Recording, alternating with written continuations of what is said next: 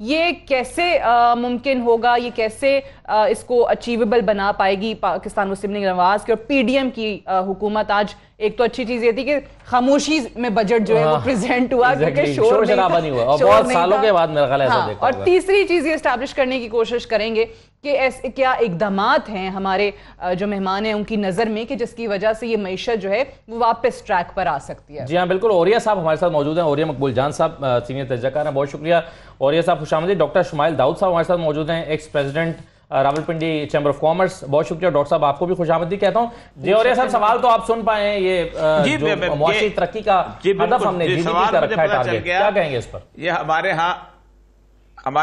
ہاں یہ مزدار قسم کی جو گورنمنٹ آئی ہے نا, جو ایکسپیرینس گورنمنٹ, ان کے دماغ کے اندر ایک کتابی تصور ہے کہ جب جی ڈی پی گروتھ سے اس طرح کی چیزیں ہوتی ہیں, اکانومی آگے بڑھنے لگتی ہے بہت تیزی کے ساتھ, تو اخراجات بہت زیادہ ہو جاتے ہیں, سے اکانومی بیٹھ جاتی ہے, مطلب برآمدات کم ہو جاتی ہیں, درآمدات زیادہ ہو جاتے ہیں, لوگ گاڑیاں خریدنا شروع ہو جاتے ہیں, اس لیے اس کو ذرا روک لو, یعنی پیسہ کم ہوگا تو ہم خرچہ بھی کم ہوگا.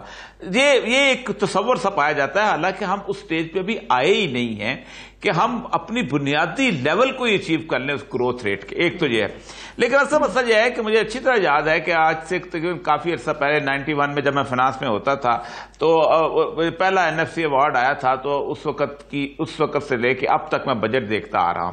پاکستان میں بجٹ میکنگ نام کی چیز کوئی نہیں ہے. پاکستان میں ایک شاندار قسم کی ڈاکومنٹ شروع ہوتی ہے, اور یہ بہت بدقسمتی ہے, آپ بھی کر کے چلے جائیں گے, لوگ بھی چلے جائیں گے. یہ فروری میں ایکشن سٹینڈرڈ سٹیٹمنٹ آتی ہے, اس سے بجٹ بننا شروع ہوتا ہے, سیکشن افسر کی میز سے بجٹ بنتا, کتابیں بنتی, آخر میں جب 2-3 دن رہتے ہیں یا 10 دن رہتے ہیں تو 4 چیزیں جو ہے ٹیکس ادھر ادھر سے کرنے ہوتے ہیں, وہ کر کے اس کو ایک پیش کر دیا جاتا ہے. کوئی سیریس ایکسرسائز نہیں ہے.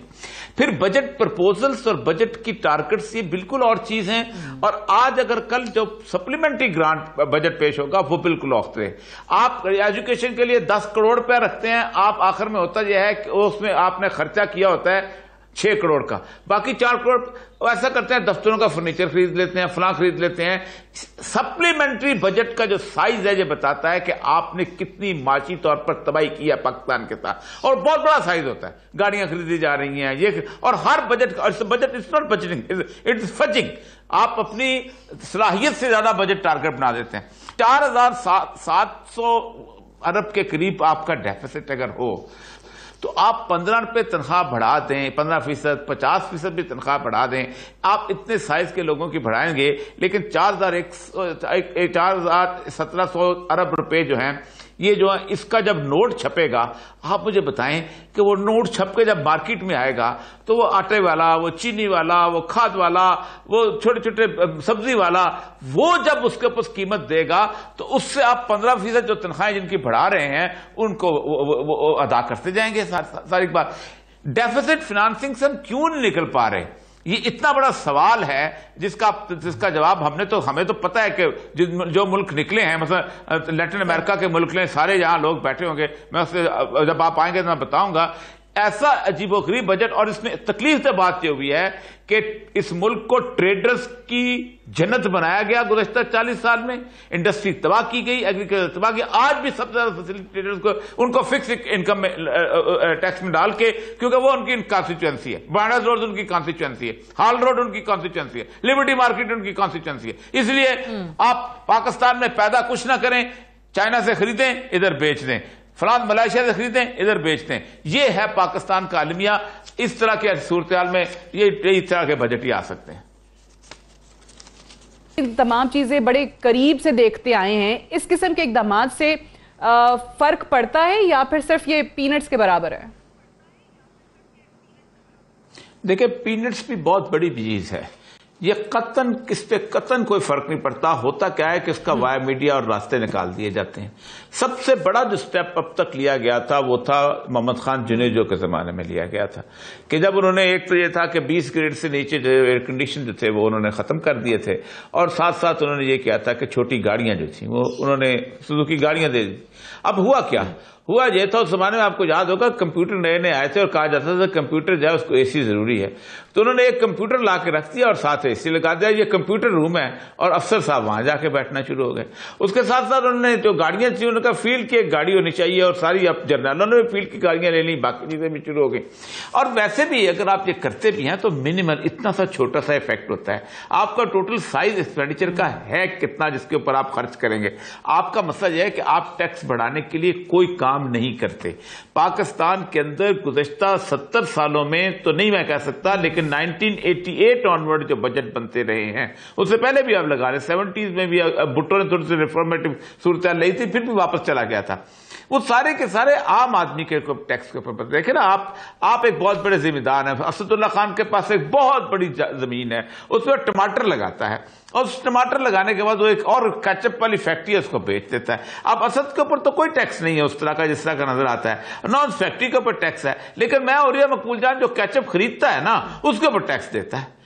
तो वो ये जो इनडायरेक्ट टैक्सेस का जो रेशो है और उसके साथ साथ बाकी सारी चीजें, आप देखिए मैं सोच रहा था कि जिस मुल्क के अंदर 4000 कुछ का जो है वो नोट छापे जाएंगे, और वो 1 रुपए का नोट छापने का मतलब होता है कि आपके जेब में 100 रुपए का नोट है ना, तो मैं कहता हूं इस तरह के 100 रुपए के जो है 2 लाख नोट और छाप दो, तो नोट जो है वो 90 रुपए का हो जाएगा, उसकी वैल्यू 90 रुपए की हो जाएगी, क्योंकि और कागज मार्केट के अंदर आ जाएगा उस तरह का। तो उसके अंदर आप मुझे बताइए कि इस इन्फ्लेशन के अंदर, इस तरह की कफात ज़र के अंदर आप कितना पैसा भी लोगों को दे दें कुछ नहीं कर सकते। अब आप बड़ी तारीफ की गई है हमारे लोगों के कि जिन्होंने फिक्स इनकम उसका चार्ज कर दिया, जो ट्रेडर्स हैं। आप मुझे ये बताइए कि आप पाकिस्तान के अंदर आपने एक स्टेप भी आगे नहीं लिया कि इन लोगों को किसी न किसी से टैक्स नेट के अंदर कैसे लाया जाएगा। इतना बड़ा बड़ा बोर्ड ऑफ एफबीआर के पास डेटा मौजूद है, किसके पास कितनी गाड़ियां हैं, किसने कितनी गाड़ियां खरीदी हैं, किसने हवाई टिकट पर सफर किया है, किसने, जनाब ये सारा कुछ मौजूद है। और ये बार बार प्रपोजल आई है कि भाई जो आदमी जो है साल के अंदर 6 दफा कराची से लाहौर आता है, ये जिस आदमी ने एक गाड़ी जो खरीदी है और वो बेच के दूसरी भी खरीद ली है, जिसके बच्चे जहां फला जगह एजुकेशन हासिल, ये डाटा आप तो नादरा के अंदर मौजूद है, आप क्यों नहीं नोटिस देते हो? ये नहीं करना चाहते। और आपको मैं बताऊं सबसे बड़ी, आप ये सब लोग, हम जितने भी आपने लोग यहां बैठे हुए हैं, जिस दिन आपने वहां जाके आके एक शुरू कर दिया कि फला जेदी पान वाले के पास आप जाएं और आप उसके कहें कि जनाब मुझे बताओ तुम्हारे कितने पान खर्च हुए थे, तो वो कहता है नहीं भाईजान मुझे तो फिक्स इनकम में आप ले लो सारा कुछ। तो फिक्स इनकम करके आप उसको, वो फिर आप कहेंगे जी वापस हम कहें ये बिल्कुल गलत है। आप 50 लोगों को भी लेके आओ, 50 पान वालों को भी लेके आओ, लेकिन 50 को लेके आओ उनकी बेसिस के बुनियाद के ऊपर। ये तो पाकिस्तान के अंदर मुशर्रफ नहीं कर सका था। आपको याद होगा कि मुल्तान में उसने बुक इकॉनमी करने की शुरू की, छितर मार के उन्होंने यूनिफॉर्म्ड ऑफिसर को भेज दिया, थप्पड़ पड़े थे एक मेजर को, और वापस चला गया था कि नहीं हम कर सकते। तो जब तक आप स्ट्रिक्ट डिसीजन नहीं लेते, अब तक आप काम नहीं करते। 22 करोड़ में से 22 लाख लोग टैक्स देते हैं जी, 22 करोड़ में से 22 लाख टैक्स देते हैं जी, बिल्कुल सही है। हम हर साल यही बहस करते हैं ना कि हम अपनी टैक्स की कैसे करेंगे, बेस को कैसे बढ़ाएंगे। अब ये सवाल अभी भी अनएड्रेस्ड है, इसका पता नहीं चल रहा कि हम अपने टैक्स नेट में इजाफा कैसे करेंगे। और दूसरा मैं एक और चीज पे बात करना चाहता हूं, एक लेकर सादिया आपके पास आता हूं। ये हमारा जो कर्जों का मामला है ये बड़ा कॉम्प्लिकेटेड है। पब्लिक डेट जो है इस मुसव्वदे के मुताबिक जो आज बजट का डॉक्यूमेंट हमारे सामने आया है, मार्च 2022 में 44,000 अरब रुपए का जो डेट है वो पब्लिक डेट है, और जो कि हमारी जीडीपी का 72.5% है। लेकिन हमने कर्जों की अदायगी के लिए जो 3,950 रुपए मुख्तस किए हैं, ये 3,950 भी कहां से आएंगे और ये कैसे होगा, क्या इसके लिए और कर्जे लेने पड़ेंगे? तो इस पर मेरा ख्याल है हम एक छोटा सा ब्रेक लेकर बात करते हैं। हमारे साथ रहिए। दोबारा आपको खुशामदी कहते हैं। सादिया सादा साहबा, ये कर्जों का जो मामला है ये बड़ा ट्रिकी है। हमें कर्जे अदा करने के लिए और कर्जे लेने पड़ते हैं और बोझ बढ़ता जा रहा है। 2017-18 में 25,000 अरब रुपए का हमारा पब्लिक डेट था, ये बढ़कर 44,000 अरब हो गया है और हमारी जीडीपी का 72% बनता है। अब ये बताइए इसकी क्या स्ट्रेटेजी इस बजट में आपको नजर आती है कि हम इसको कैसे डील करेंगे?